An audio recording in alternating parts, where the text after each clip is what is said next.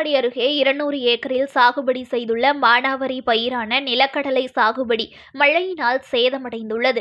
இலைகள் விட்டு முளைக்க தொடங்கிய செடிகள் தண்ணீரில் மூழ்கி அழுக தொடங்கியுள்ளதால் விவசாயிகள் கவலை அடைந்துள்ளனர். இன்சூரன்ஸ் மற்றும் நிவாரணம் வழங்க கோரிக்கை விடுத்துள்ளனர். மயிலாடுதுறை மாவட்டம் தரங்கம்பாடி தாலுகா திருக்கடையூர், ஆனைக்கோவில், காளியப்பநல்லூர், சிங்கானொடை, பிள்ளை பெருமாள் நல்லூர், அனந்தமங்கலம், பத்துக்கட்டு, மணல்மேடு, செட்டிமேடு உள்ளிட்ட பகுதிகளில் சுமார் 3000 ஏக்கரில் மானாவாரி பயிரான நிலக்கடலை சாகுபடி செய்து வருகின்றனர்.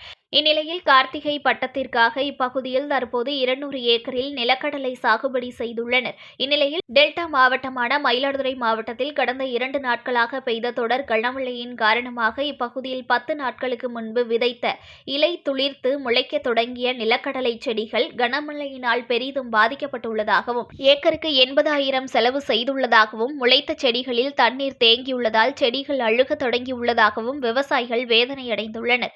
மேலும் இப்பகுதியில் உள்ள வடிகால் வாய்க்கால்களான வெட்டு வாய்க்கால், ராமச்சந்திரன் வாய்க்கால் கடந்த ஆண்டு முறையாக தூர் வாராததால் இந்த ஆண்டு தண்ணீர் செல்லாமல் வாய்க்காலில் நாணல் முளைத்து புதர் மண்டி உள்ளதாகவும், இதனால் இப்பகுதியில் உள்ள நிலக்கடலை சாகுபடி பெரிதும் பாதிக்கப்பட்டுள்ளது என்று உடனடியாக வேளாண் துறை அதிகாரிகள் ஆய்வு செய்து இன்சூரன்ஸ் மற்றும் உரிய இழப்பீடு வழங்க வேண்டும் என்றும் விவசாயிகள் கோரிக்கை விடுத்துள்ளனர்.